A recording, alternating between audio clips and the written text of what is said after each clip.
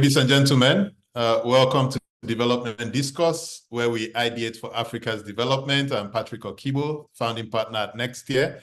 Nextier is a multi-competency advisory firm that's focused on solving Africa's complex development problems. During the Cold War, most of Africa adopted the non-aligned movement, or as Kwame Nkrumah said, we face neither east nor west, we face forward. This stance didn't stop the contending powers from fighting some proxy wars on the continent. The geopolitical conflicts presented a mixed bag of impact for Africa. On the other hand, Africa appears to be poorer despite about $4.6 trillion in international development assistance to the continent from 1960 to date. While this point should not be construed as ingratitude, Africa must continue to evaluate its relationship with development aid to see if it is a net positive one or not. My guest today is steeped in these issues. Dapo Oyewole serves as a senior special assistant on international cooperation to President Tinubu, President of Nigeria. For over 2 decades, he has worked at the intersection of governance, public policy, international development, management consulting, and global affairs. In the public sector, he served as special advisor on international and interparliamentary affairs to the Speaker of Nigeria's House of Representatives, who's now the President's Chief of Staff. Dapo was also a senior advisor to 2 cabinet ministers, first at the National Planning Commission and secondly at the Ministry of Finance, with coordination, international development cooperation, and strategic planning as his primary portfolios. In the private sector, he has worked as Director of Public Sector Development at the Palladium Group and a Senior Public Sector Advisor at McKinsey & Company, where he spearheaded engagements with governments and donors. In the international development sector, he's headed the Research Policy and Strategy team at SPARC, the UK's Department of International Development's Technical Assistance Program to Nigeria. In civil society, he worked as the head of the international office of the Center for Democracy and Development, UK, and executive director at the Center for Africa Public Policy and Strategy, CAPS. Dapo is a renowned scholar. He's a Robert Bosch Fellow, Yale World Fellow, Senior Aspen New Voices Fellow, Chevening Scholar at the London School of Economics. He's co-editor of the book Development as Dignity, which is a fantastic TED Talk. You should check it out on YouTube. And author of 10 Key Lessons African Leaders Should Learn from Tackling the COVID-19 Pandemic, amongst many other publications.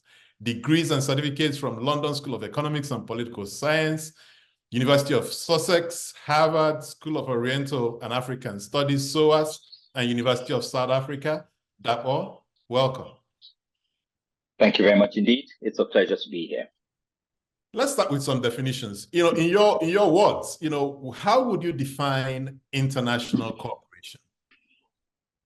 Well, that's a good place to start, but do not let me start without saying thank you so much for having me, shall I say, walk the Hall of Fame of the Okigbo engagement, so to speak. I know others have walked this path before me, and I do look forward to a scintillating conversation. I think the issue of international cooperation is very, very critical, particularly at a time in history where you have heightened geopolitical tensions. As we speak today, the NATO is meeting to decide on how they're going to support Ukraine to so-called win the war. And of course, we're also preparing for another G20 meeting here in Nigeria. The ECOWAS regional group just met, and everybody's talking about the same things, which is really about peace, stability, and good governance. And it's amazing that many years into the democratic experience globally, that we're still struggling to really be able to catch this very slippery eel that we call good governance in a sense. But to your question about what is international cooperation, in fact, you will find that in the social sciences, this is actually one of the easiest ones to define because it means exactly what it says, international and cooperation. And what it really is something that has emerged since the 18th century, where countries will coordinate and collaborate with one another for a range of reasons. As far back as the 18th century, you had the King of Prussia, who decided to aid his neighbors around him. Why? So that they can help to give some kind of regional security. Then we moved into the colonial period where even the 1929 Colonial Development Act actually created a fund to help some of the colonies develop, but not for the colonies' own development, but to be able to generate more revenue for the colonizers. And then we moved to the end of the Cold War, which you talked about. So then emerged what we call the Marshall Plan. The Marshall Plan was meant to help to rebuild Europe after the Second World War, but then it now expanded during the Truman Doctrine to now be the first major intervention in what we call foreign aid and international development, which is how many people see international cooperation. But in a nutshell, what it really is when countries come together and decide to collaborate and cooperate for mutual benefit. And it covers a range of issues. It can either be humanitarian, like you're seeing happening in Israel and in Gaza right now, or it can be military, like I said, in Ukraine, or it can be on development-related issues, which is where we now focus on Africa. Exactly. So, I mean, it covers things like diplomacy, trade agreements, environmental protection, security arrangements, cultural exchanges, etc. But it appears to me to have like a thin line between international cooperation and international development. So how do you differentiate these two? You know, how would you define international development? Well, there are also different modalities, I should add. So you have bilateral aid, which is between countries. Then you have multilateral aid, which could be between countries and international institutions. And then you also have the non-international, non-governmental international organizations who also engage in some of cooperation. Now, in terms of the distinction, and I think this is something everybody struggles with nowadays, since we saw many countries begin to fuse their shall I say, diplomatic missions and their development agencies into one, the line between the two has become slightly difficult, and that portends its own challenges. But really, development is meant to be focused on supposedly just helping countries to develop. And when you come to international cooperation, it does have some area of foreign policy or some aspect of foreign policy that is interconnected. But I can tell you that in today's world, those two things are more or less Siamese twins, and you can't necessarily chop off one's head with the other one surviving. They seem to come together nowadays. Interesting.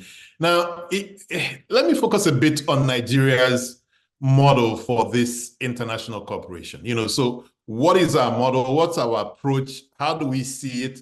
Countries like the United States or even the UK or other developed countries adopt one or a combination of models. In some cases, it's through the charters that focus on the big UN and other bodies. Sometimes it's the clubs where, they'll rally established countries and democracies to cooperate on issues. Sometimes it's just a coalition, that uses an ad hoc arrangement to deal with global contingencies. What's the basis of Nigeria's international cooperation with its partners? Well, when we talk about right now, shall we say, the engine room or the machinery of the Nigerian government as that now is nested within the Ministry of Foreign Affairs, and that is called the 4Ds, the 4D diplomacy strategy, what many people call the Tinubu Doctrine. And that stands on four key stools, or shall I say there are 4 legs of this stool. One, which is really looking at democracy. How does Nigeria continue to be a promoter, a supporter, and a catalyst for democracy across the African sub-region? Then the other really is around issues of development, what we've been talking about. How does Nigeria use its own position in the International Committee of Nations and also its own resources to be able to generate and promote development, not just for itself, but within the region as well? Then you have demography. And this is very, very important because, of course, we are the largest country. Well, we are the largest Black nation in the world, the largest Black democracy, and soon will become one of the largest countries in the world. And so the question then is, how does Nigeria then use its human capital that is nested within with its own demographic bulge? How does it use this as a catalyst for international cooperation? And then I think lastly, you then have diaspora, again, which is connected to the issue of demography, because we have large numbers of Nigerians across the world historically, whether you're in Brazil, in Latin America, South America, Central America, and Europe. You have large numbers of Nigerians. Some will say we're very generous. We tend to share ourselves very, very widely. But the truth is, how do we then translate that into real social, political, and economic capital for Nigeria? So that is really the policy thrust. But that is not acting in isolation. It really sits about how does this now help to calibrate the achievement of the President's 8 priority areas in his renewed hope agenda. Then it also looks at how to align Nigeria's long-term plan, the Agenda 2030, and the longer-term plans that we have. How do all these plans align, and how do we use this as a basis for engaging in our international cooperation, negotiations, and dialogue? And quite importantly, all this is nested in what was agreed in Paris, in the Paris Declaration in 2005, where it was agreed that aid needs to work within a certain model for it to be effective. And of course, that was ratified later on in the Accra Agenda. And I'm sure we can talk about that in a bit more detail later on. And we will get to those. But let me really pull out a little bit and look at Africa, right? So what should be Africa's position in the current geopolitical rivalry that we're seeing? The rivalry between the United States on the one hand and China and Russia on the other. It's almost at the level of intensity of the Cold War, or it has the potential to escalate to that. To what extent should African countries be paying attention to these issues? We see some African countries like South Africa, taking a bold stand almost against the United States by joining BRICS and a few of these other movements. Is this the correct posture, for Africa at this time? Have we come of age to assert our voice? How are you thinking about these issues? Well, Patrick, as a much younger man, I lived in South Africa not long after Nelson Mandela handed over to Thabo Mbeki. And I remember as a young student of African politics then, one with the mantra then was the whole notion of the African Renaissance, the idea that Africa was really getting off its feet. And this was steeped in the euphoria of, the millennium arriving. And everybody was really excited at that point in time that this is Africa's century, so to speak. But things did not go as we expected. And not long after, another mantra started, and we started talking about Africa rising. If you remember, the economists which had initially called us a hopeless continent, all of a sudden said we were rising. And I think this is important. First of all, exactly. Now, this is important, and I'll tell you why. I think on one hand, everybody sees the potential of this continent. It is pregnant with potential. But the challenge is that the potential has remained in a state of pregnancy that has not been completely aborted, but hasn't quite delivered. And this is where we're stuck.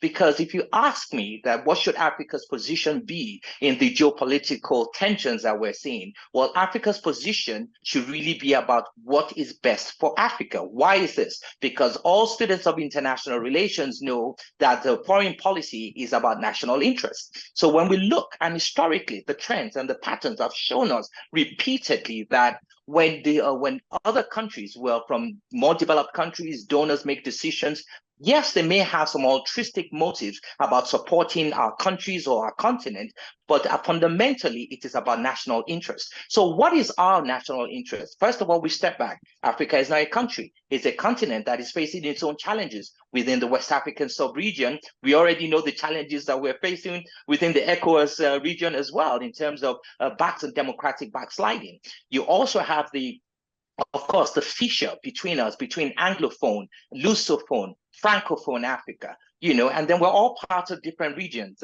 regional blocks. Like you mentioned, South Africa, for example, is part of BRICS with Brazil, India, Russia, and China. So, well, what about where other African countries, and particularly our own institution called the African Union? So you can see Africa itself is not a monolithic entity, so to speak. So when we say, how should Africa engage? Well, the first thing is that Africa needs to step back and say, how do we build more cohesion? How do we connect ourselves? How do we make sure that our economies are strong enough? Because the challenge that we face is that you cannot negotiate from a position of weakness. You can only do so from a position of strength. And as at now, we have not been able to marshal our economic and social and political capital to the point that we can get on the international stage like we saw in Wakanda. Wouldn't it have been wonderful if that was the reality, right? Well, as we saw in Wakanda, we have not gotten to the stage where we can say that this is what we bring to the table. And on the basis of what we bring to the table, we're in a position to negotiate on what is best for us and hopefully for what's best for the world. This is what African leaders need to be thinking about. And unfortunately, my last point, you do remember the new Partnership for Economic Development for Africa's Development, which came out in the early 2000s. Now, why did this happen? It is because for the first time since our fight against colonization, we African leaders actually came together to share and shape a common vision. And they said, we want an Africa where we engage with the world on our own terms. But to do that, we need to have our own continental coordination policy structures that ensures that we ourselves are building ourselves and not leaning on others. And the only reason why that happened is because there was a connection between Thabo Mbeki in South Africa, Abdoulaye Wade in Senegal. You had President Obasanjo, who was very much at the helm of driving this in Nigeria, and of course also representation from North Africa. And because of that, we actually saw a scenario where Africa was being taken seriously as one, and we were actually negotiating as one. But things have changed. Presidents have come and presidents have gone. And now today, we do not have that level of cohesion and coordination and political commitment that can take Africa as one and give us an opportunity to engage with the rest of the world from, a position of strength that reflects our own priorities and not necessarily the puppeteering of other entities in the global space.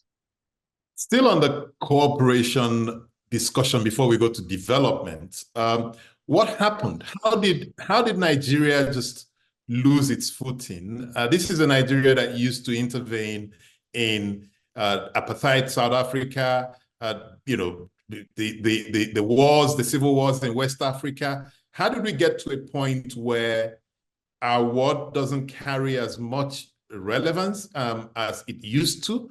And how does this all play out in West Africa, where you're seeing a mix, probably a return, not quite a return to military rule, but a mix of governance in the region? And how do we navigate ourselves away back to where it used to be, or even better? Well, I will contend that we have not lost our footing at all. Sometimes, if you're standing, you can look left. And sometimes you can look right. It doesn't mean you're blind, because there's certain parts that you will not see.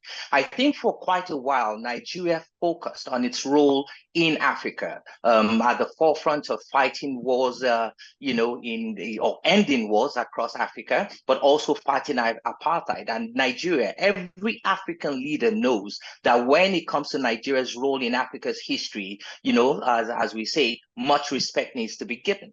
But over time, there has been some reflection on, well, what does this bring to Nigeria, right? And how can Nigeria continue to spend its resources, spend all its political capital to contribute to the development of other African nations when in its own home ground, it's been facing more challenges than we can imagine.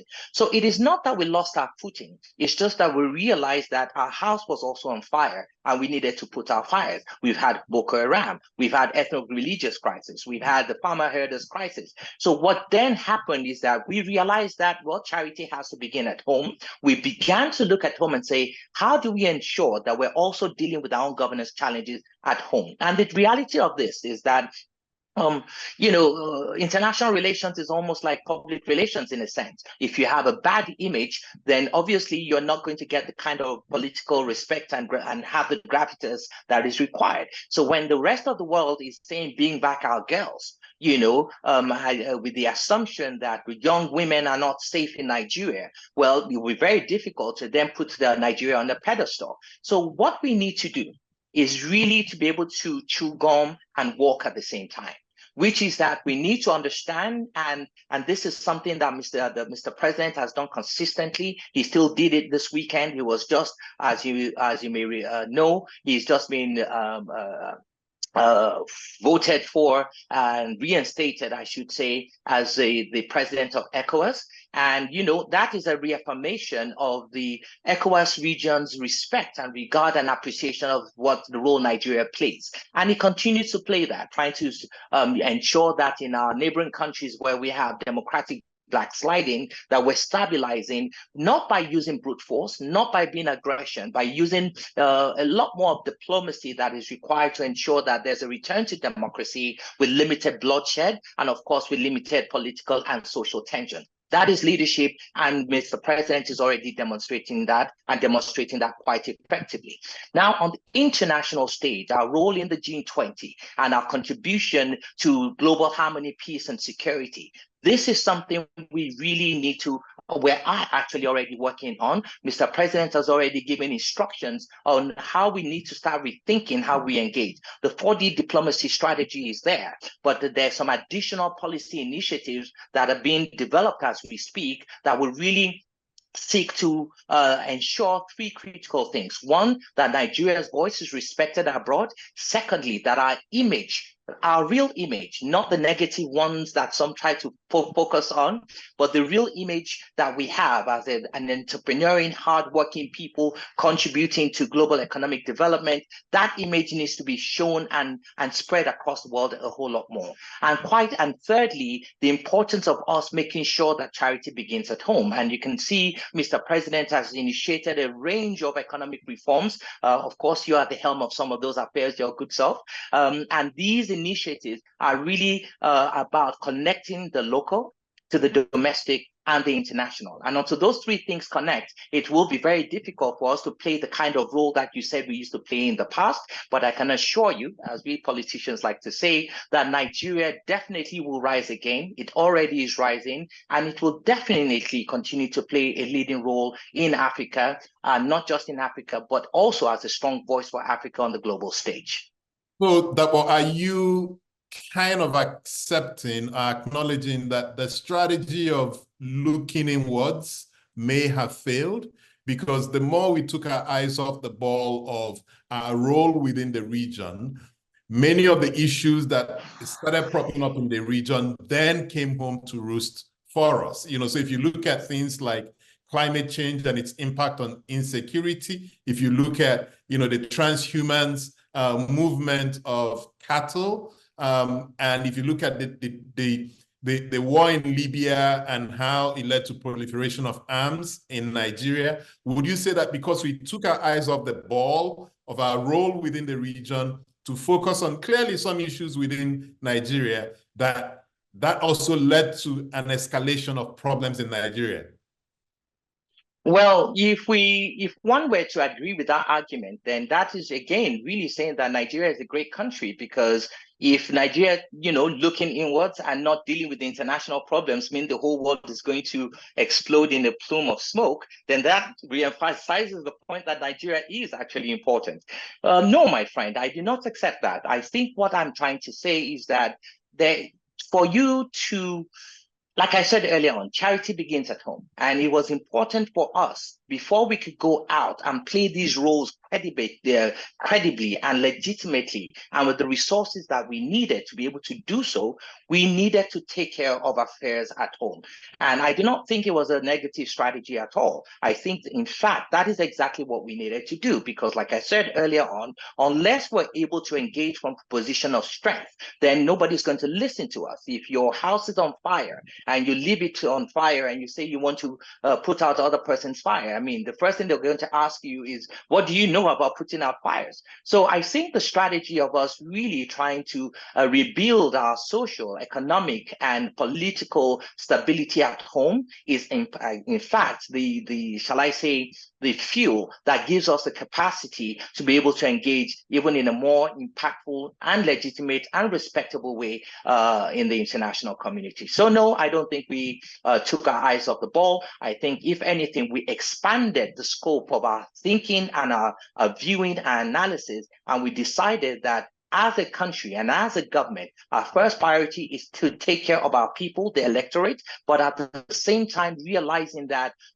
we are not an island, that we still needed to be able to contribute to global and regional stability and growth. But if we don't take care of issues at home, then really our capacity to do so abroad will be quite limited as well.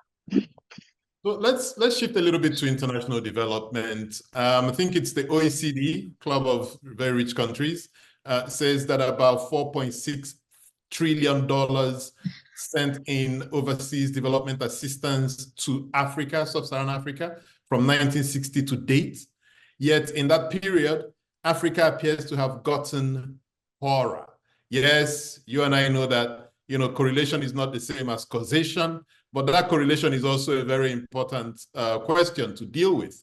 How is it that the more aid we got, the poorer we became? What's wrong with that equation? When I was growing up, there was on our way to school, there was a gentleman who was a beggar. And each time you will see him by the side of the road, and each time you'll give him some money. But I think throughout my entire primary school, that man was always there, always begging for money. And much earlier, I began to think, hey, if this guy is there every single morning, 365 days in a year, collecting money, why is he still begging? And why is he not, sitting in his mansion? Because definitely he must have a lot of money by now. Now, if we were to take that analogy and look at what's happening within the continent, the reality is that we will never grow. We will never develop. We will never become the best of what we're supposed to be as a continent by, going out with a begging bowl. No country has done it before. If we want to stand, you stand on your own feet. You don't stand, with other people's feet. So it is no surprise that, yes, in as much as those resources have been coming into the continent, that, we've gone poorer. But it is very important also to understand the nuances. In the range of resources that have been sent to Africa, first of all, quite a lot of it goes back to where it's coming from. Because exactly. A lot of the development projects that come here are actually implemented through companies and consultants that come from that region. So when you hear these large numbers, sometimes it doesn't mean all that money is actually being spent on the continent or in Nigeria. So it's important to bear that in mind. Secondly, is the reality is that even if we do receive funds from abroad, it is not just about money. Some of it is technical assistance. Now, technical assistance at times is very difficult to quantify. If someone buys, 1 million mosquito nets or builds schools or hospitals, you can count those. But when it's around technical assistance, around policy reform, training the capacity of public sector leaders to perform better, some of these funds go in that direction. So yes, can these funds help us to rethink? Can the technical assistance help us to improve best practices on how we govern, how we lead, and how we deliver public goods for the people? Absolutely, yes. But is this what we were going to say that we rely on as the basis for our economic planning and for our economic development on the long term? No country has been able to do that in history. Even the Marshall Plan, that is said to be the first sort of international aid program in modern times, all it did was to help to rebuild Europe. But immediately it had done that, it moved on elsewhere, and Europe continued to build itself. So really, if you break your leg and you're given a crutch, you're not expected to stay on that crutch forever. If you have a plaster of Paris, you're not meant to have it forever. At some point, you're meant to remove it, work the muscles, and then begin to start walking yourself. And that is exactly what our continent needs to start doing today. I love the two analogies you used, the beggar on the roadside and the man leaning on a crutch.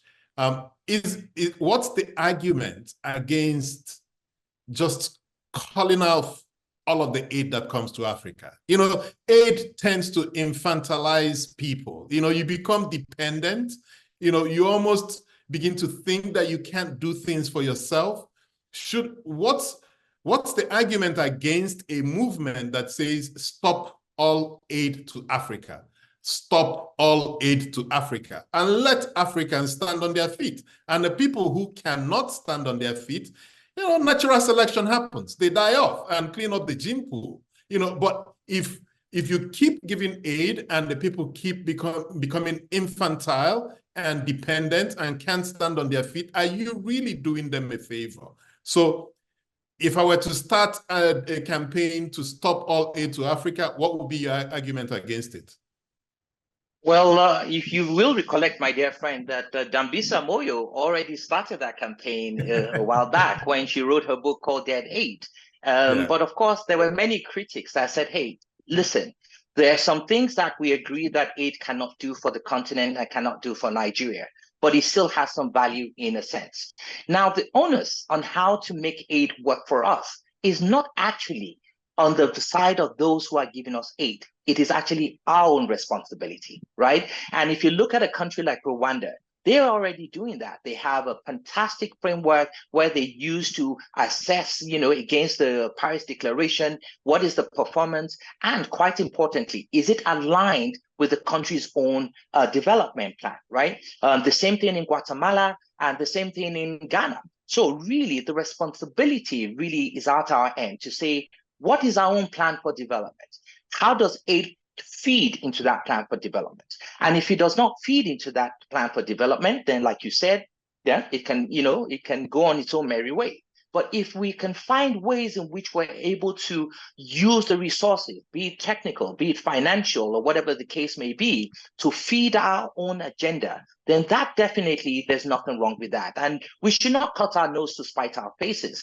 We live in a global economy where everything is interconnected. So to say we want to shut down and say we just do our own thing, it is practically impossible. People will suffer and it will not be necessary. What we do need to do, however, is to be able to build an effective donor coordination architecture, a donor coordination architecture that ensures that we, first of all, have a plan of how we want to develop. Then builds a mechanism and a structure that ensures that the resources that comes into our different countries and in our different regions is based on its alignment with those plans and not with the agenda of others. Now, this is where some countries are also smart. They do know only too clearly that, look, at the end of the day, if you do receive aid, then of course you have to pay attention to whoever is giving you aid, naturally, to a certain degree. But like in the Cold War, one of the things some of our dictators were able to do very well is that they knew how to play the West and the East against one another to their own benefit. So it is not as if we do not know what to do, my dear friend. The fundamental question is about leadership, and leadership, not just political leadership, but technical leadership. Unfortunately, we tend to focus on political leadership a whole lot more. But honestly, if you're going to build a house, you actually need an architect and a foreman and a bricklayer. So really, what we need to focus on to a great degree, my dear friend, is that how do we then build a technical architecture that makes it possible for one, us developing, agreeing to, and putting our all into achieving our own development plans. Two, using our positionality and the resources that we have to attract the kind of funds, be it foreign direct investment, be it aids, be it loans, be it grants, to be able to feed that plan. And quite importantly, how do we ensure that we have ownership of that process? And I think the fundamental question here is, how do you own what is given to you when it's given to you by others? And can we go a step deeper? Because you mentioned Rwanda, and I know that, donor coordination is also part of your portfolio.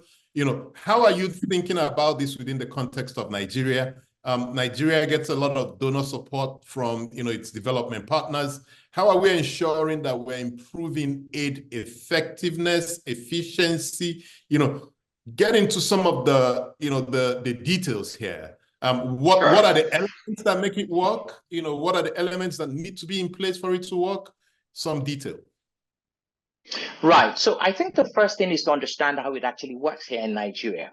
And the reality is that our international development partners deal with three cardinal ministries. One is the Ministry of Budget and Economic Planning. The second would be the Ministry of Finance. And then the third will be the Ministry of Foreign Affairs. So for the donors that actually give grants, they deal with the Ministry of Budget and Economic Planning. For those that give loans, they deal with the Ministry of Finance. And for, of course, those that need diplomatic credentials, particularly when it comes to bilateral arrangements, they work through the Ministry of Foreign Affairs. So these are the three legs of the, shall we say, donor coordination tool, so to speak. And the Minister of Budget and Economic Planning is the one who is at the forefront of dealing with our development partners. Now, there, of course, we have what we call the Development Assistance Database, which helps to look at which donors are coming into our country, what resources are they bringing, how are those resources aligned with what we seek to do as a nation, and this is reviewed over a period of time. And we find that in some cases you have some donors who are aligned and some who are not. But what we need to do, and I know that the Honorable Minister and his team are working very hard on this, is to create a structure that helps us to do the monitoring, the evaluation, and of course has a regular dialogue that enables an alignment. My office just recently hosted the high-level dialogue event, which brought together all the international donors, the Vice President, as well as the Minister of Foreign Affairs, Minister of Trade and Industry, Minister of Economic Budget and Economic Planning, and the Minister of Information. And the whole idea really about this was that, well, 1 year into the Renewed Hope agenda, how do we ensure that we're all aligned with our international partners and exactly what they need to be doing to calibrate our own plan, which is the Renewed Hope agenda. Now, the challenge, and many countries still face this, and it's important to also mention, my dear friend Patrick, that in Nigeria does not practice what we call budget support. So unlike other countries, it's not like the donors are putting money into our budget. In fact, when you look at the quantum of donor contribution to Nigeria, it is negligible compared to our GDP. It's less than 2%, really. So the political attention to the donor funds that come to Nigeria vis-a-vis the resources that we have ourselves, I must be honest, it's actually quite limited.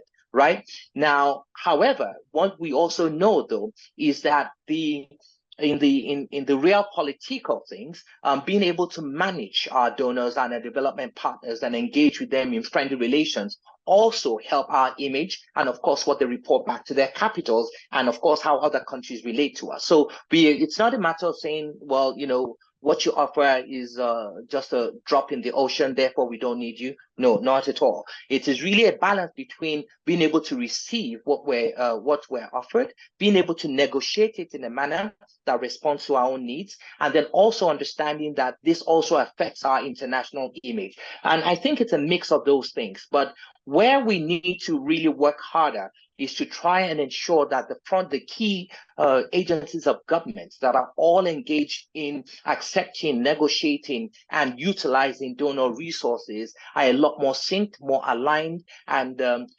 shall I say, a lot more coordinated. And I know that's one of the things that Mr. President is already getting us to do. And that's part of what my office does as well, in terms of helping to ensure that, you know, we are facilitating these discussions, providing platforms for this dialogue, and helping to inform the kind of policies that actually lead to this. So donor coordination is not necessarily my portfolio, my dear friend, don't get me in trouble. It is the portfolio of the Honorable Minister of Budget and Economic Planning. But what an office like mine does is that it actually helps on behalf of the presidency to make sure that all these three legs of the stool are dancing to the same rhythm, and that rhythm is the Renewed Hope agenda of Mr. President and our own country's 2030 development plan. But I think that you are uniquely positioned to lead this effort, right? And, you know, here's what I think. Number one, Renewed Hope agenda should be translated to some development plan, right? Which your office is involved in. Number two, donor coordination is something you did at the national planning for a while, so you probably understand how that works. You know, so it's to take that development agenda, use it to guide donor coordination. Question, therefore, is what's the challenge with getting the donors to sing from that same hymn book? Yeah, or first of all, what's the challenge with translating that vision to a development agenda? how do you then get the donors to use that development agenda as the guiding document, for their interaction or engagement with Nigeria? And are there other challenges, and how are you thinking about the solutions to those? Sure. Well, first of all, you said my office is well positioned. Well, my office exists because of Mr. President, and Mr. President is the one that mandates what we do or what we do not do. However, what is important to also highlight is that we're part of a wider team of aides within the presidency, and also, of course, working very closely with the ministers and other agencies. So our role, the way I see it, is not necessarily that we are the loudest ones, blowing a trumpet. No, what we contribute to is help, contribute to conducting the orchestra in a way in which the symphony reflects the sound that Nigeria wants to hear. Now, having said that, I think we actually do have a development plan, my dear friend. We have a plan, Agenda 2050 and 2030. So we have a long-term and a short-term plan. And of course, what you then have in the Renewed Hope agenda is actually then, our immediate plan for the next 3 years. Now, we've already spent 1 year. And if I was doing a presentation, I will show you a sort of illustration that shows you how our Renewed Hope agenda connects with this sustainable development plans, connects with our Agenda 2030, and it connects with our Agenda 2050.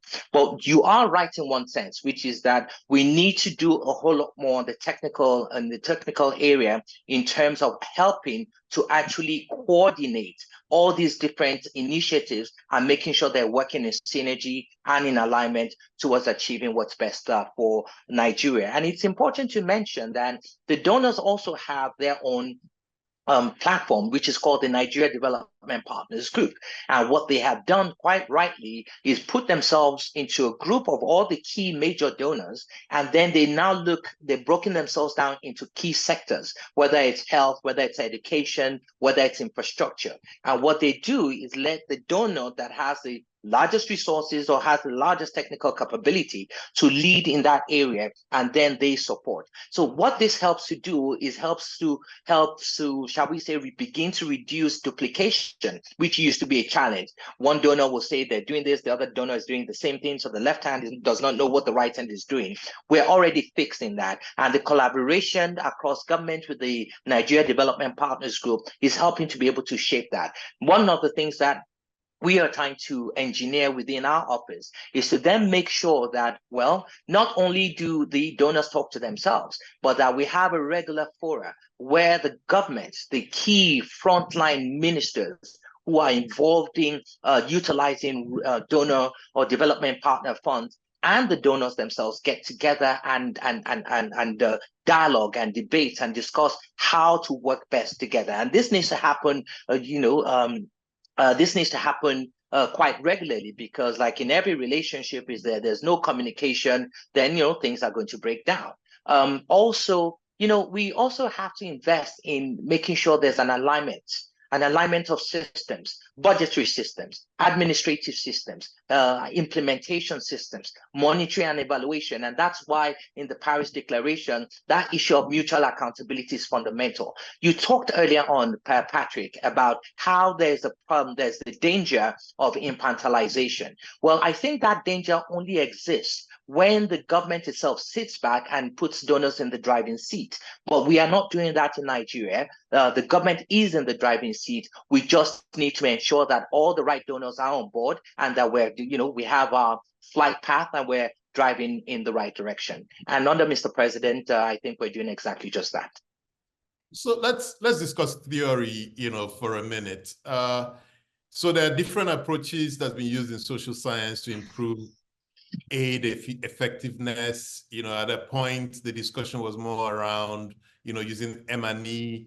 At some point, it was peer reviews. At some point, it was results for development. All of these different approaches have their pros and their cons. How are you thinking about these issues? What do you find to be the approach that we should be thinking of today to improve aid efficiency within Nigeria?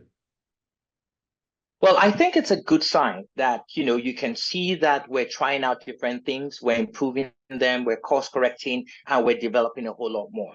And all these initiatives that you mentioned, the PRSPs and all that, the danger or the challenge with some of those is that they were designed, to a large degree by our donors, our development partners, and the level of local involvement itself. Initially, things began to change over a period of time, were limited. And we know only too well that what you design in London may not necessarily be applicable in Lagos. So one of the most important things that we need to start doing is that when we are designing these initiatives, these approaches, you cannot shave, one of my favorite terms is that you cannot shave a man's head in his absence. We need to make from sure the philosopher that, M.K. Abiola. but of course, from my hometown, right? And it's important to say that because, if we are involved in shaping these solutions, these interventions in a way that we know reflects our own reality and also takes into cognizance our own political economy challenges and our own realpolitik, then it is easier for us to be able to say, yes, that sounds good on paper, but it's not going to work in practice. And this is where things tend to fall short. So I think, like we said, in the Paris Declaration, which is that it is important to ensure harmonization and alignment and ownership. If we're able to do that in how we design these interventions going forward, then definitely we'll be going in the right direction. But then it is also important because there are distinctions between African countries. We're all in different stages of development. We all have different levels of capacity and infrastructure. So again, the danger, we're trying to have a one-size-fits-all approach, is that the design may work very well in Nigeria,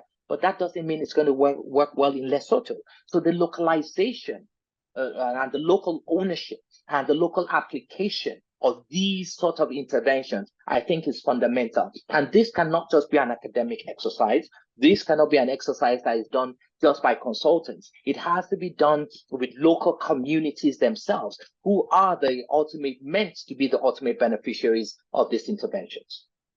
We're going to open it up for down and down up approach. So we need to do a top-down approach where there's leadership at the level of the government itself, but at the same time, we need to ensure that what the government is asking for reflects the leadership from the local communities themselves. And this is how we then come to the table and engage with our partners on saying what we want, how we want it, and how we can work together to achieve it. Fantastic.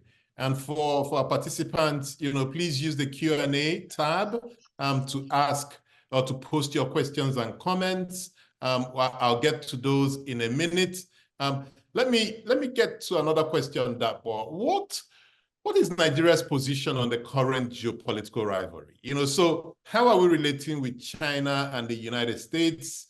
Are we going to take sides in this geopolitical, this thing that is building up? And if yes, what's going to guide our thinking on, the way we engage with either one or both of them? Well, I think you said it yourself, my dear friend, right from the beginning. Nigeria has always been non-aligned in these sort of, shall we say, global political fisticuffs. And I think that's very, very wise for us, because when the elephants are fighting, the grass suffers. But, when the fight is over, they walk away and the grass is dead. So really, in a sense, I think our position is the right position, one which is really focused more on values as opposed to just countries. We believe in democracy. We believe in human rights. We believe in development. We believe in the rights of people to express themselves. And I think that as these challenges are going up on the global scale, you will see, even from all the statements that come from the Honorable Minister of Foreign Affairs, it is always about Nigeria on the side of the right values. We want peace, we want stability, we want global harmony. That is the role we will play. But we will not find ourselves, and our country has never really been inclined towards choosing sides. We will not find ourselves choosing sides. Our side really is what is best for humanity, what is best for Nigeria, and what is best for Africa. And that is the position that Mr. President has put us in, and I think it's still the right position to date. Fantastic. Let me get to some personal questions, Dapo, just to get to know you better and for the audience to get to know you better. So Now that's the tricky part.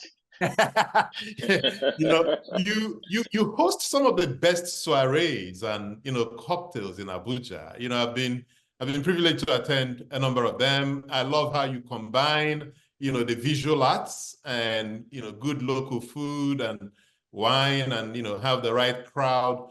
What's your take on the local art scene in Nigeria? How much has it grown in the last decade or two?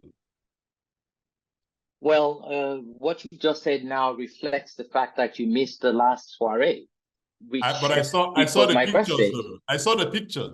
You Yeah. saw you saw there was an art exhibition, and what I Exactly. try to do in these kind of events is that I bring together, people from different walks of life, and of course our friends from the international community, because we also need to let them see Nigeria beyond just the challenges that they're helping us to solve. They need to see the beauty, the creativity, the entrepreneurial capacity, and a fantastic sense of humor, of course. So what one tends to do in these kind of events is we also invite local artists and use that as an opportunity to display their art. I personally, as you know, and like your good self, I collect art, but I think our art itself is an expression of who we are, because the diversity, the variety, and the depth of creativity begins to show you how the Nigerian mind works. So if there's one aspect of soft power that we have as a country beyond just Nollywood, beyond just our music industry, it is also our art. And that is one of the reasons why I tend to do this from time to time. And not all problems. I remember spending time with an elder statesman from Namibia when I was much younger. And he said to me that, look, one of the things our ancestors have been very good at doing is that when they want to solve problems, they don't invite you into a conference room. They don't say there's a seminar. They sit under a tree. They bring out the palm wine. They bring out the cola nuts. They bring out the food. They bring out the music. And by the time you've entertained and you've enjoyed spending time with one another, then they bring up the issue. And I assure you, my friend, with a bit more libation and entertainment, these conversations tend to be less tense and the solutions tend to come out further. And I think there are things we need to learn from our African ancestry in terms of how to solve problems, how to lead, and how to govern. And it's a combination between these customs and some of the new sort of approaches in modern times that we need to bring together to form what is a unique African approach. So my soirees, my parties and events are really just me trying to copy my ancestors. And so how vibrant is the local art scene? It is very vibrant, my dear friend, very, very vibrant. But the challenge, of course, is that at the time of economic doldrums, how many people have the resources to actually invest in art when they're trying to invest in education or fuel or other priorities or challenges that they're facing. But the beauty of it is that, even hardship creates art in a sense. And you see that the tougher things get, the more art you see. But you also realize that, that no matter, it also shows the indomitable spirit of the Nigerian artist, that no matter how challenging things are, we continue to create, whether it's in our art, whether it's in our music, whether it's in our movies. What is beautiful today is Mr. President, again, demonstrating extraordinary leadership, is one of the first presidents to have created a ministry that actually focuses on the creative economy. And why has he done that? Because he realizes exactly what you're saying, that not just in terms of economic development, not just in terms of creating jobs, but also in portraying the very best face and voice of Nigeria to the international community. Investing in our creative economy is one of the most important things that we can do in terms of projecting Nigeria's soft power. And I think our local artists, our ambassadors, who are doing a brilliant job, both even also in the literary field as well. They're all doing fantastically well. And what Mr. President is doing is making sure that they're being supported to be the very best ambassadors that Nigeria can have at home and abroad. Fantastic. Let me throw out like 4 words and you tell me the first thing that comes to mind when you hear them. Yeah? Sure. First one, jollof rice. Nigeria. Democracy. Development. Yellowtail. I'm sorry, did you say yellowtail? Yellowtail, yeah. Well, funny enough, so that many people will know that inside joke, but funny enough for me, it reminds me, I would say Yale.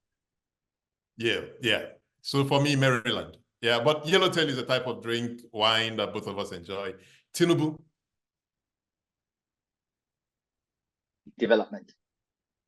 Interesting. Okay, so I've got some questions in the Q&A session. From Christian Ichite. This is a good handling of the problems. My concern is how do we deal with the challenges of capacity for local ownership, as this feeds into the factor of self-organization that determines the success of aid utility. So his question is really, what do we do about local capacity? So you may get this aid, but if you don't have the local capacity to implement, it may still affect effectiveness. So what are your thoughts on those? It's an excellent question, and perhaps it gives me an opportunity to give a short insight into a book I'm working on, and I hope that it will be ready in about a year or so. And it's called The 5 Deficits of Development. And it makes the argument essentially that there are 5 fundamental deficits when it comes to development. And I think he's just mentioned one of them. One is the ownership deficit. And I talked about it slightly earlier on, which is that until we're able to be in the driving seat of owning not just the implementation, but actually the direction of what we want to do and what we want to do in terms of our own development trajectory, we will always have a challenge in that regard. The second thing is an institutional deficit, because some of the institutions that are involved in, shall we say, managing our development process also need to be recalibrated and need to be strengthened. If we do not have strong institutions, will not be able to make them work. If you do not have, if your engine of your Maserati is not well oiled and well serviced, then you can step on the accelerator as much as you like. It's not going to go anywhere.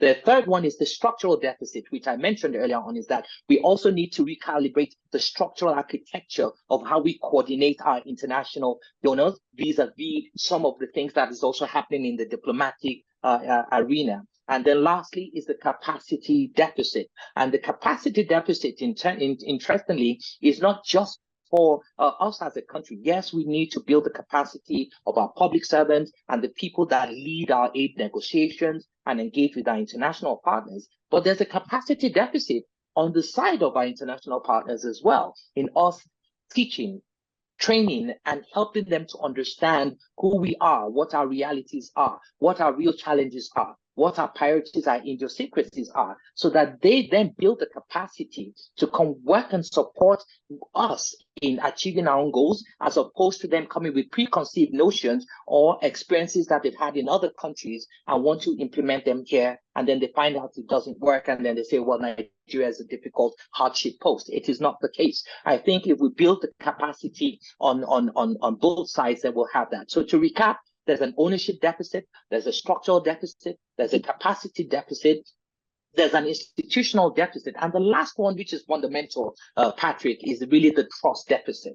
We still remember what happened in the 1980s with the structural adjustment program, when many Nigerians suffered, they lost their jobs, poverty, was over the roof. And that is because we listened to some of our international development partners. And this didn't happen just in Nigeria, it happened in other places. We do remember that. So, of course, and if you were coming from a neo-colonial, neoliberalist approach, you'd be forced to question whether some of the things that we're being told to do are actually in our best interest or in the interest of others. On the flip side is this assumption that some of our partners, some, not all, have that, the average Nigerian politician or public servant is corrupt or doesn't have the interest of his own country at heart. That is completely incorrect. I work and I've met and I've served under people who live and breathe Nigeria. The reason why they do what they do is because they believe in our country and they want the country to grow. And that is why Mr. President,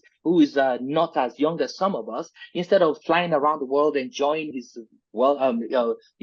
own, the fruits of his labor, is actually spending the latter half of his years helping to do this. So we need to fix that trust deficit.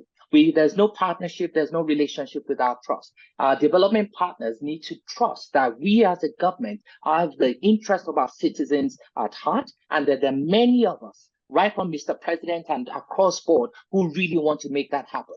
We on the other side also need to be able to trust our development partners and understand that, it is not necessarily all our donors who are trying to drive their own national interest, but some really authentically want to support the growth and development of Nigeria, because they know if Nigeria develops, then they know Africa will develop. And of course, that will be better for the entire global community. Fantastic. Thank you for your question, my friend.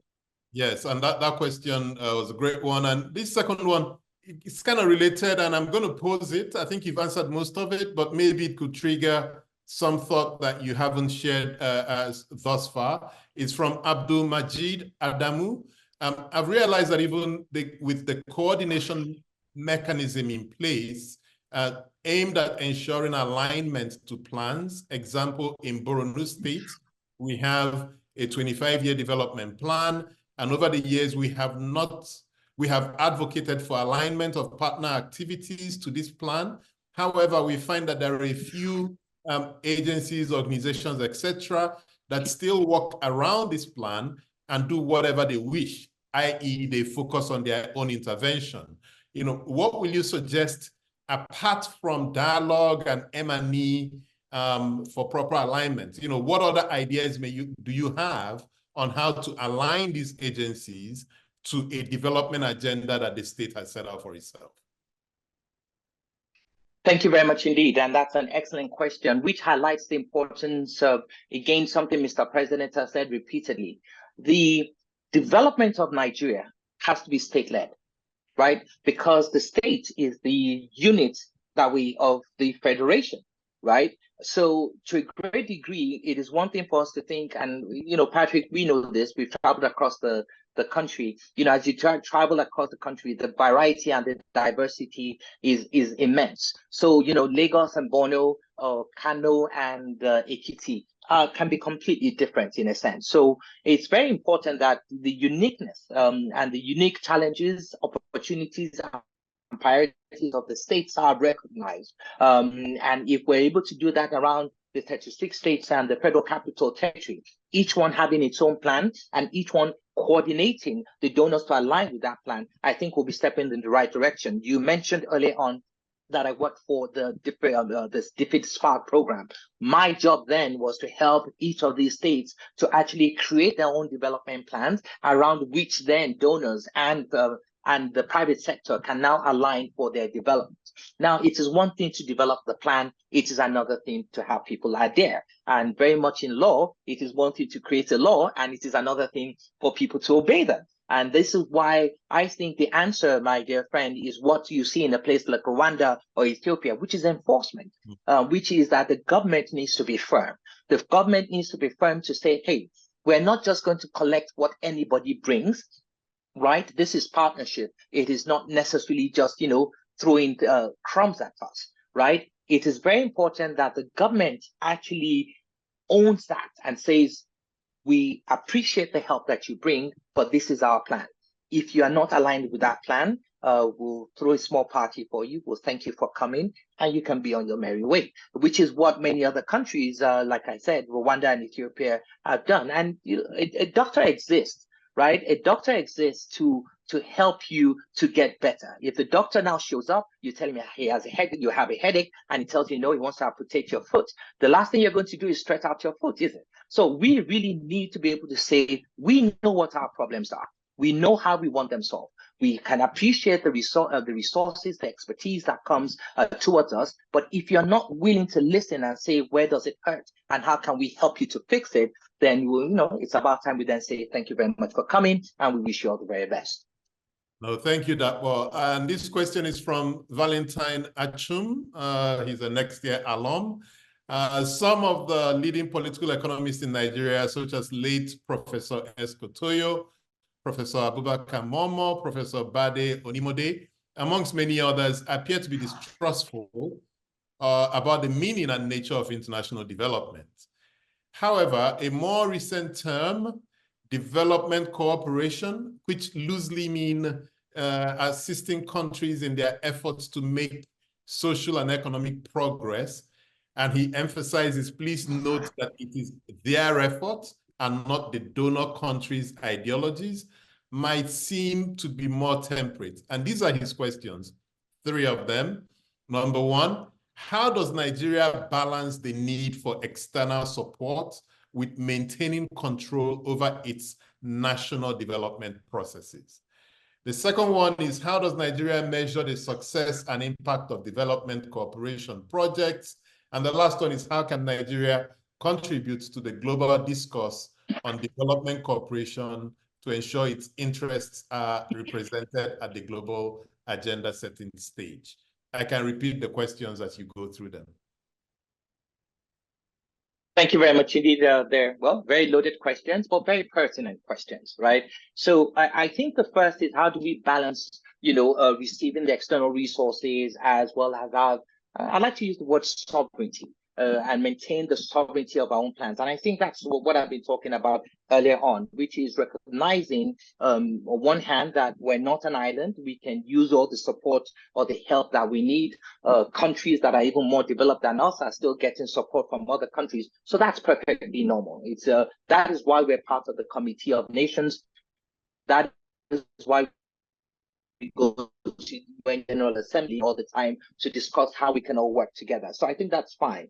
Where there's a challenge is when we don't have ownership, when we don't have a plan, and when we don't have a structure or a coordinating mechanism that helps to ensure that there's adherence to that plan. And that really is where we strike the balance. Having an effective donor coordination architecture that ensures a balance between what our donors are bringing in, what we want as a country, and how these things balance.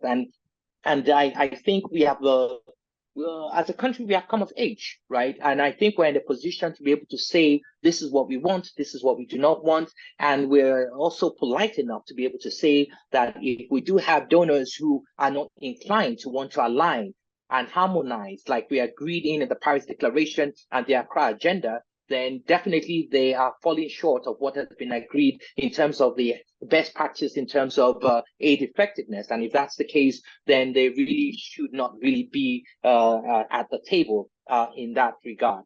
Now, in terms of how do we measure success? Well, so one of the things that we did when I served as a advisor to the Minister of National Planning, Dr. Shamsuddin Usman, in the Ministry of Budget and National Planning, is that an M&E department was set up, right? And that's also where the Development Assistance Database was also set up. And the whole idea there was that really we would use that as a basis for the Development Assistance Database will help us to see what's coming in, where these resources are going, and if they are aligned with our plan. And the M&E, the Monitoring and Evaluation team will then be able to come up with regular reports that show us what level there is alignment or lack of alignment, and then that becomes the basis of a dialogue with the international development partners. And that's something that we need to start doing a whole lot more.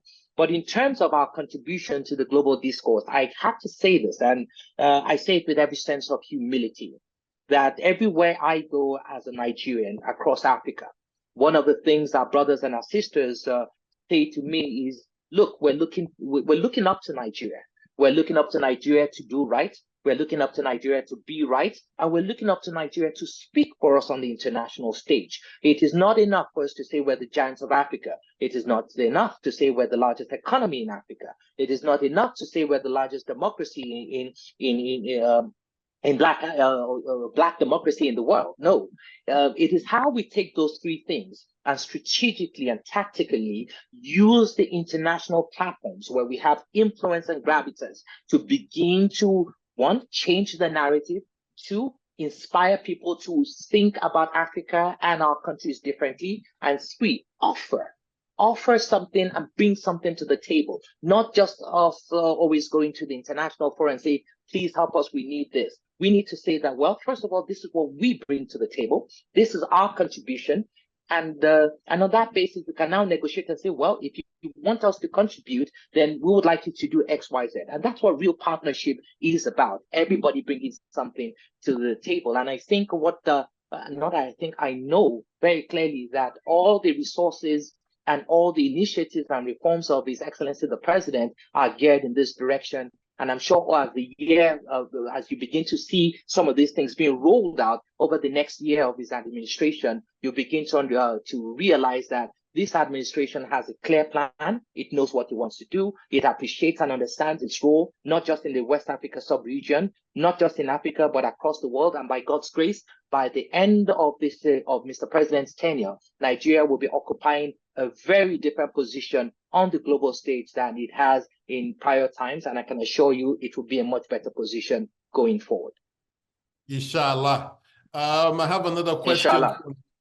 Kenneth Amaeshi, he says, great ideas. Dapo has spoken well.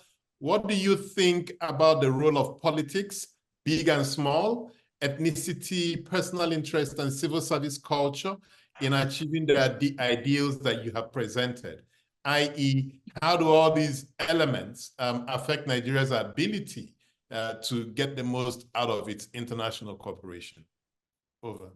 Thank you very much indeed. And when such an eminent professor like Professor Kenneth Amaeshi says you have spoken well, you might as well just drop everything. That's a drop mic moment, and you can just walk off. I'm telling you, but thank you very much. And I think it's an excellent question.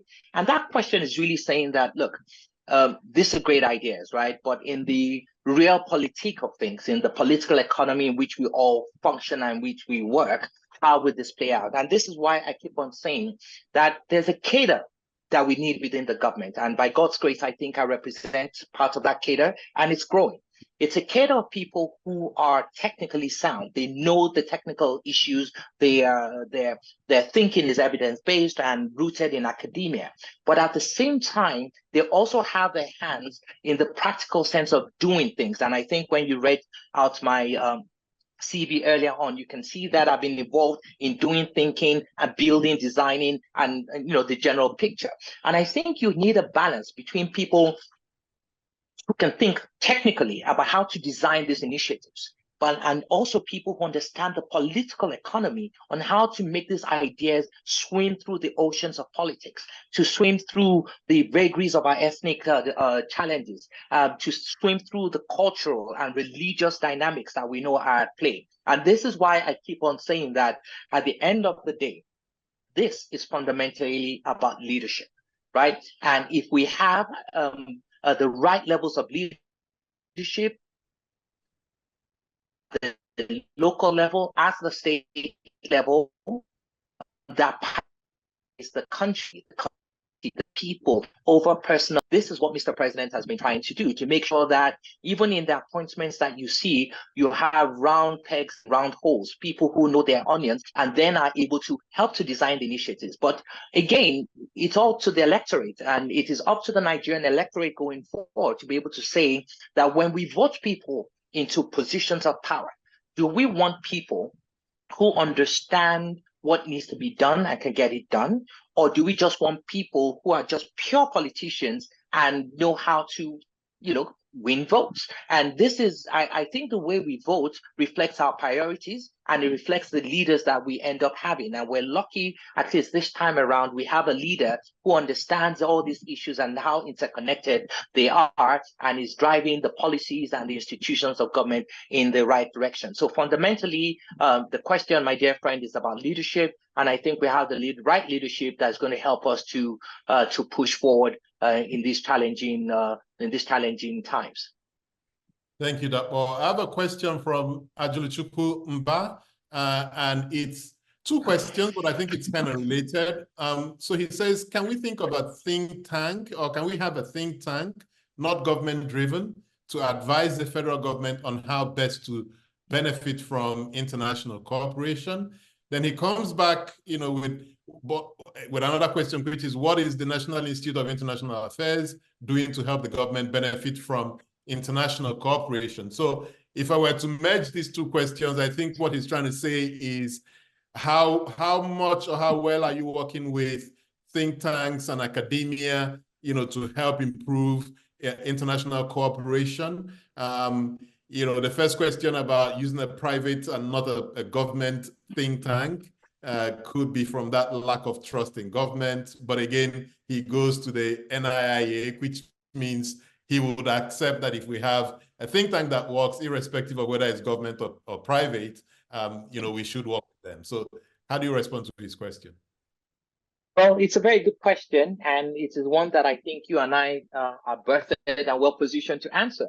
You, of course, run a think tank, and you've been doing so. I saw you build it from scratch at a time where, there were very few platforms for dialogue, for evidence-based research and thinking to inform policy. And it's amazing what you've been able to do. We're grateful to you for what you've been able to do in that space. And as some people may know, I used to run a think tank too, the Center for African Public Policy and Strategy. And in fact, my master's dissertation in 2002 at the London School of Economics actually focused on think tanks in sub-Saharan Africa, having started my career at the Institute for Security Studies as well. So the importance of having institutions who use evidence and analysis to try and advise government on what government needs to do, I think is fundamental. But why people like myself have crossed over from the think tank world into the government space is that you realize that words on paper are different from when you're actually seated at the table and able to engage and talk and be able to also, quite importantly, and this is a skill, I'm not sure if it's a science or an art, but it is a skill of being able to take those ideas and actually share them with political decision makers who also have, shall we say, other sort of variables that inform how they make decisions, and it's not always technical. So that skill of being able to understand their own priorities, their own pain points, and being able to take that policy idea and share it with them in a manner in which they begin to see that it can actually be a win-win for all. That is really how it's done. And the many times we have NIPS, the National Institute for Public Policy and Strategic Studies. We have NISA, the National Institute for Social and Economic Research. We have the Nigerian Economic Summit Group. So it is not that we don't have think tanks. We have quite a number of think tanks. What we do, however, need to double up on is how to get these ideas into the corridors of power and help politicians to understand them and implement them in a manner that is going to be able to get the right results that we really do want. Nigerians have, in fact, I'm sure that if we do some research, we'll probably find that Nigeria probably has, maybe apart from South Africa, maybe in other parts of North Africa, I'm sure Nigeria has one of the largest numbers of think tanks. The question is, what is the point of thinking if you cannot do? We need think tanks that can get things done, can help the government to do things better. And we need people, champions within government, who are able to help to midwife the entry of these ideas into the policy and the political space. And I think that's what we're building today. And of course, organizations like Nextier and many others are the very forefront of doing that in Nigeria. And quite importantly, we also need a very educated elite, because one of the things you notice during the campaign period is that very few people analyze the manifestos of politicians or even political parties. Now, if you have think tanks churning out policy papers left, right, and center, and nobody's reading them, no one is using them for advocacy, then really at the end of the day, it will be a beautiful intellectual exercise. We will enjoy the, grammatical calisthenics that may be done and the powerful, intellectual, acrobatics. But at the end of the day, it may not translate into policy outcomes. And that's what we really want to do. And I'm sure that, with the groups that are evolving and the kind of people we have in government now, thanks to Mr. President, we're on the right track in being able to cement that sort of feature between academia, evidence-based policy, and policy making within the government. Thank you. I have a question from Sunday Dogonyaro. His question is, what mechanism would you recommend for to determine what it needs whilst focusing on its developments, especially as NEPAD, now AUDA, in AU, appear to be ineffective? So I don't know if he's recommending that we jettison them or if he's asking for a new mechanism or how to improve the effectiveness of the existing mechanism. But, what are your thoughts? Well, you see, so one of the things I think is that, if you keep reinventing the wheel, then, you just have a lot of wheels that don't work, really. We already have those mechanisms. If you read some of the policy papers or the policy prescriptions, or the descriptions of these institutions, you'll feel that, well, fine, we've got it all right, we should go home. The challenge is not around the thinking, the challenge is with the doing and the implementation. For example, NEPAD is not actually moribund, it's actually still functional. It's now called the NEPAD, African Union Development Agency. So NEPAD has now been repositioned to actually focus on what we're talking about here, about how we actually accelerate and catalyze the development process. But again, we have a challenge. Who funds NEPAD? Where do the resources come? If again, for us to do what we need to do, we need to go externally to find the resources, then again, the kind of challenges that we talked about earlier on continue to, reinvent themselves. So really, it is not about new mechanisms in my mind. It is about making the ones that maybe consolidating the ones we have, right? Maybe condensing and compressing, yes, and then repositioning or recalibrating. But do we need something completely new? I think we already have what we need. We just need to improve them. I have a question from Ako Opalowa, and his question is, how do individuals both in Nigeria and abroad engage with the development agenda in Nigeria? I wonder if this question is there a mechanism from this government on how it intends to engage with Nigerians in the diaspora and also the broader Nigerian public in Nigeria to own the development agenda and support the government in implementing it? Again, it's a follow-up. Well, a question from Doctor of International Development, which is what Dr. Apalowa is. I'm sure he can answer that question as well. But to be more precise, I think he raises a very important issue, which is how do we harness the diaspora? And this is why I said earlier on, the 4D diplomacy strategy that is being driven by His Excellency, the Minister of Foreign Affairs, Ambassador Yusuf Maitama Tuga, is really around that. And it looks at specifically around the issue of diaspora. Now, you also know that we have what we call the Nigeria Diaspora Commission, and with the Nigeria Diaspora Commission and diaspora itself being a fundamental, shall we say, wheel in the 4D diplomacy strategy, it already tells you that the government takes the diaspora very seriously.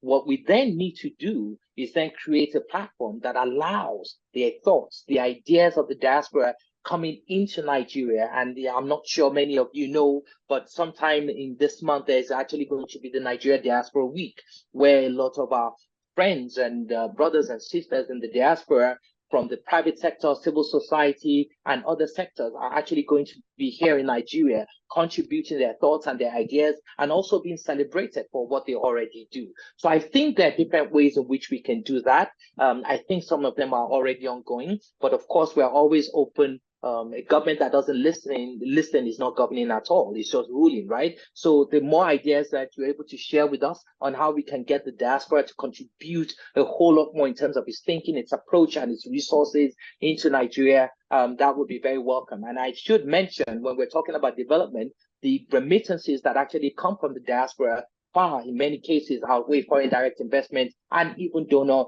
aid. So really, the diaspora is fundamental. And one last thing that I didn't mention, question I didn't answer earlier on, about the Nigeria Institute for International Affairs. They are actually doing a really good job. My office works very, very closely with them on quite a number of issues, analysis, recommendations, and providing evidence-based policy ideas for the government. It is now being led by a mentor of mine for over 30 years, Professor Hosea Osage, who wrote a really interesting book many years ago called The Crippled Giant, making the same argument. But well, the person that wrote that book, The Crippled Giant, is actually one of the people that are trying to get the crippled giant on its feet, particularly on the international stage. You should have a look at their website. They're doing so much more work. One challenge, of course, is that NIA is based in Lagos. And of course, Abuja is the heart of policy. So the ability for them to respond quite swiftly to the policy issues may be somewhat limited, but that is already being addressed right now. And it's important to note that the NIA is actually under the Ministry of Foreign Affairs as well, and directly advises and influences some of the ideas that come out from the Ministry of Foreign Affairs. Now, this is a question that kind of relates to the work Nextier did on crossover professionals, and which you graciously moderated for us at the Yaradua Center a couple of months ago. It's from Jamilu Maman. As an expert, what has been the most significant challenge you've encountered with your move into government? And do you think every young professional should at one point move from the development space into governance? Again, it's from Jamilu Maman. Thank you very much, Jamilu, for that question. And it's interesting, Patrick, just yesterday, I had the privilege of visiting the Chief of Staff on a courtesy call with the African Union Youth Envoy, along with Madam Barrister Chimdi Neliaku, who is the chair of the subcommittee on peace, security, and governance. And interestingly, as we were leaving the State House, somebody walked up to me and gave me a very big hug. And you might have thought it was a romantic hug, but I think it was a cerebral hug. Why? Because he said, I remember you moderated that event on crossover professionals, and it was an excellent event. And this is the thing. At times you have these fora where people talk and people say you're talking too much, but really people do remember. So if this is some feedback for you, Patrick, that these events, these dialogue fora that you set up for people to hear and to listen many years after, what happens still reverberates in their mind and still informs and shapes their thinking. And yesterday, having someone walk up to us in State House yesterday to reiterate that, I actually think is a lot of kudos to you and your team members. Having said that, your question, my dear brother, actually reflects a training that I gave at the London School of Economics last year. And I think I called it something like returning to serve, because we had quite a number of graduates, particularly fellows of the LSE program on African leadership. Of course, my good brother, Patrick, you're also an alum of the same distinguished institution. And one of the things I talked about is, listen, there is no greater honor apart from serving in the military or in the medical services. There is no greater honor than serving your nation. None. Someone like me who, as you've heard, worked in McKinsey, worked in international development organizations, there is at no time have I ever felt a greater sense of fulfillment, relevance, and impact than when I work for the country, for my country and the government of my country. Why is that? Because government is one of the places where you can have the largest impact on the largest group of people, not just in one generation or many generations, but many generations to come. Yes, it may not be lucrative if you're doing the right thing.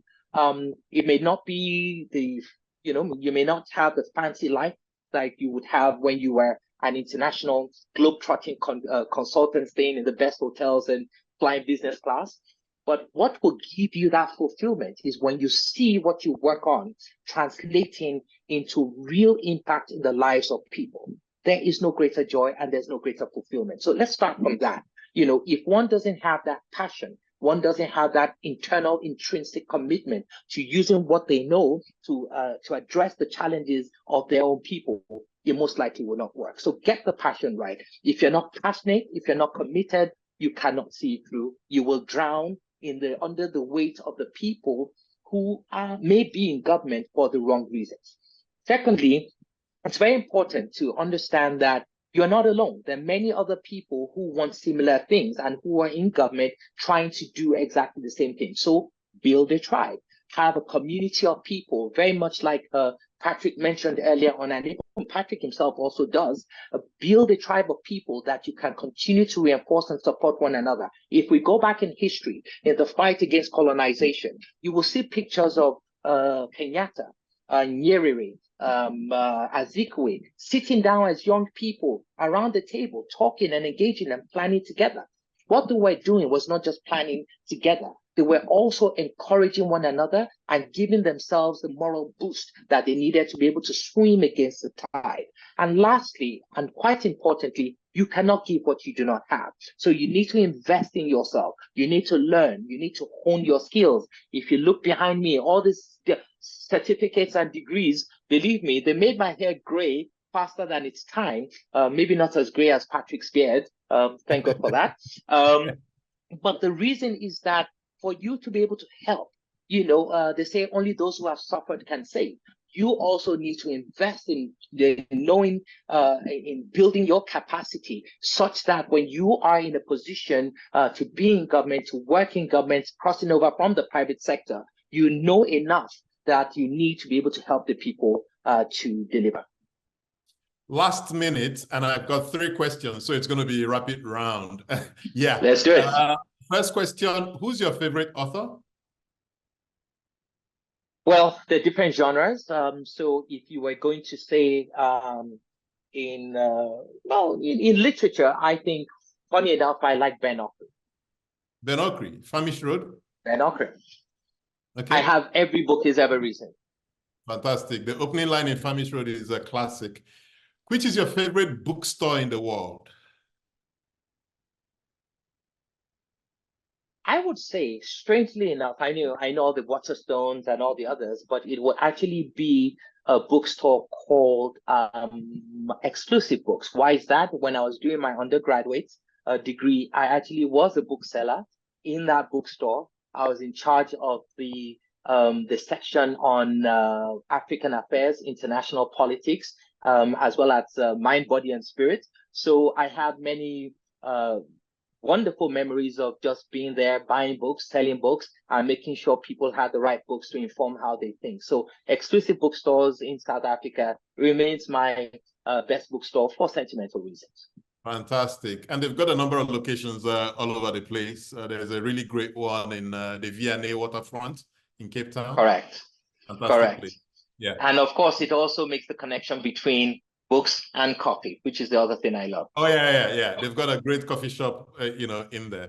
Last Correct. question. Typically, when I have people who are not in government, I ask them, if you were stuck in an elevator with Tinubu, what are you going to say to him?